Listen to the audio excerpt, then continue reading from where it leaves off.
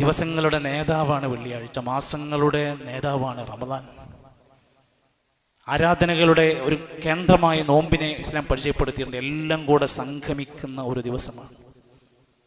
അതുകൊണ്ട് നമ്മുടെ പ്രാർത്ഥനകൾ ഇന്ന് അധികരിക്കണം. ഇന്നലെ ഇല്ലാത്തതിനേക്കാൾ കൂടുതൽ പ്രാർത്ഥന ഇന്നുണ്ടാവണം. വെള്ളിയാഴ്ചയാണ്, പ്രാർത്ഥനയ്ക്ക് ഉത്തരം കിട്ടുന്ന പല സാധ്യതകളാണ് ഇന്ന്. വെള്ളിയാഴ്ചയാണ്, റമദാനാണ്, നോമ്പാണ്, പലതുണ്ട്. പ്രത്യേകിച്ചും അസറിൻ്റെയും മഗ്രിബിൻ്റെയും ഇടയിലുള്ള സമയം പരമാവധി നമ്മുടെ പ്രാർത്ഥനകൾ അധികരിപ്പിക്കുക. ഇന്ന് വെള്ളിയാഴ്ച ദിവസമാണ്. നമ്മൾ പള്ളിയിൽ നേരത്തെ എത്തേണ്ടവരാണ്. പള്ളിയിൽ നമ്മൾ ആലോചിച്ച് നോക്കിയാൽ മതി, ബാങ്ക് കൊടുത്തപ്പോൾ എത്ര സഫാളുണ്ടായിരുന്നു, പിന്നെ എത്ര പേര് കയറി വന്നു, ഇപ്പൊ ഇതിൻ്റെ മേലെ എത്ര പേര് ഇരിക്കുന്നുണ്ട്. കാരണങ്ങൾ കൊണ്ട് വൈകിയവരുണ്ടാകാം, ഒരു കാരണമില്ലാതെ സാധാരണ ഒരു ചടങ്ങ് പോലെ കുളിക്കുന്നു, മാറുന്നു, പോകുന്നു, കിട്ടിയാൽ നിസ്കരിക്കുന്നു, കിട്ടി കഴിഞ്ഞാൽ പോരുന്നു. അതിനപ്പുറത്ത് ഈ വെള്ളിയാഴ്ച എനിക്ക് ഇബാദത്താണ് എന്ന് ചിന്തിക്കാത്തവരാണ് ഞാൻ പറയുന്നത്. സൂറത്തുൽ ജുമുഅ എന്ന് പറഞ്ഞൊരു സൂറത്തുണ്ട് ഖുർആനിൽ. ജുമുഅ എന്ന് പറഞ്ഞൊരു സൂറത്തുണ്ട് ഖുർആനിൽ. വസ്ഔ ഇലാ ദിക്രില്ലാഹി വദറുൽ ബൈ, നിങ്ങൾ ഹലാലായ കച്ചവടം നിർത്തിവെച്ച് നിങ്ങൾ ജുമുഅയിലേക്ക് പങ്കെടുക്കണം എന്ന് പറഞ്ഞ ഖുർആനിൽ ആയത്തുണ്ട്. എന്നിട്ട് നമ്മൾ എപ്പോഴാണ് എത്തിയത്? ബാങ്ക് വിളിക്കുന്നതിന് മുമ്പ് മലായിക്കത്തുകൾ അവസാനം മെമ്പറിൽ ഇമാം കയറി സംസാരം ആരംഭിച്ചതോടെ മലക്കുകൾ അവരുടെ രേഖാപുസ്തകം എഴുത്തു നിർത്തി. അവർ പോലും ഖുത്ബ ശ്രദ്ധിച്ച് കേൾക്കുമെന്ന ഹദീസ്. അതുകൊണ്ട് ഞാനിത് സ്നേഹത്തോടെ പറയാം, വൈകി വരുന്നവർ തീർച്ചയായും മാറി ചിന്തിക്കണം. അത് റമദാനിൽ പ്രത്യേകിച്ച്. എന്നിട്ടും നമുക്ക് മാറ്റങ്ങളില്ലേ എന്ന് ചിന്തിക്കുക. ഇബ്നു ഖയ്യിം അൽ ജൗസി റഹ്മത്തുള്ളാഹി അലൈഹി പറയാണ്, ഹജ്ജിന്റെ വേളയിൽ അറഫയിൽ സംഗമിക്കുന്ന സംഗമം കഴിഞ്ഞാൽ മുസ്ലിമീങ്ങളുടെ ഏറ്റവും വലിയ നല്ല സംഗമമാണ് വെള്ളിയാഴ്ച സംഗമം. അതിനെന്താ നമ്മൾ വില കൊടുക്കാത്തത്? എന്താ ഗൗരവം കാണാത്തത്? ചടങ്ങായി മാറരുത്, ഇബാദത്താക്കി മാറ്റേണ്ടതുണ്ട്. ഖിയാമത്ത് നാൾ സംഭവിക്കുന്നതില്ല.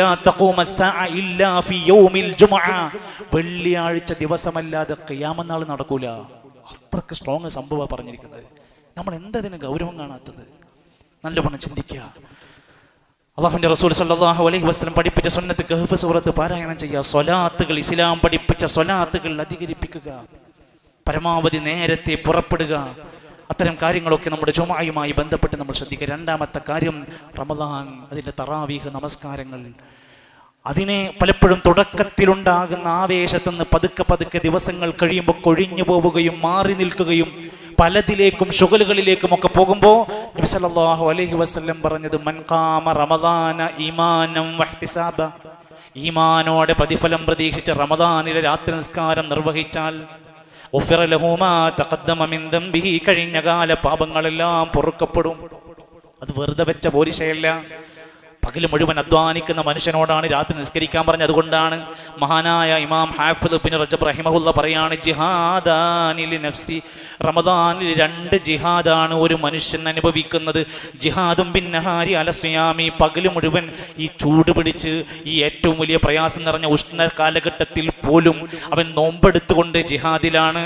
ജിഹാദും ബില്ലൈലി അലൽ ഖിയാമി, രാത്രിയിൽ അവൻ എഴുന്നേറ്റ് നിസ്കരിച്ച് ജിഹാദിലാണ്. ക്ഷീണുണ്ട് കാരണം കിടക്കല്ല ഉണ്ടാവും, എങ്കിലും അവൻ അതൊക്കെ മാറ്റിവെച്ച് നോമ്പ് തുറന്നാലും അവൻ ഇബാദത്തിലും ജിഹാദില.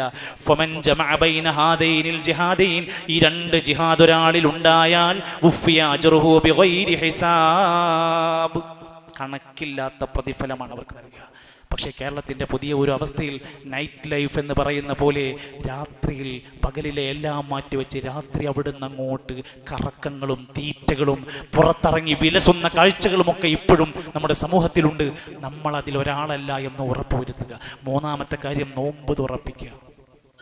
നോമ്പ് തുറപ്പിക്കുക എന്നത് ഹദീസിൽ പറഞ്ഞത്, മൻ ഫത്തറ സായിമൻ കാന ലഹു മിസ്ലു അജ്രി, നമ്മൾ നോമ്പ് നോറ്റാൽ നമുക്കെന്ത് കൂലിയുണ്ടോ, നോമ്പ് തുറപ്പിച്ചാൽ അതിൻ്റെ നോമ്പുകാരൻ്റെ എല്ലാ പ്രതിഫലവും വീണ്ടും ഇവന് രേഖപ്പെടുത്തും, ഒട്ടും കുറയില്ല. മഹാരഥന്മാരായ സലഫുകൾ അബ്ദുല്ലാഹി ഇബ്നു ഉമർ, മാലിക് ഇബ്നു ദീനാർ, അഹ്മദ് ഇബ്നു ഹംബൽ, ഇബ്നു ഉമർ റളിയല്ലാഹു അൻഹും അജ്മഈൻ, മഹാരഥന്മാർ, അവരെ പറ്റി പറയാണ്, ലാ യുഫ്തിറു ഇല്ലാ മഅൽ യതാമ വൽ മസാകിൻ, നോമ്പ് തുറക്കാൻ സമയത്ത് 4 യതീമിനും മിസ്കീനും കൂട്ടിപ്പിടിച്ചിരുന്നിട്ടല്ലാതെ ഇഫ്താറില്ല.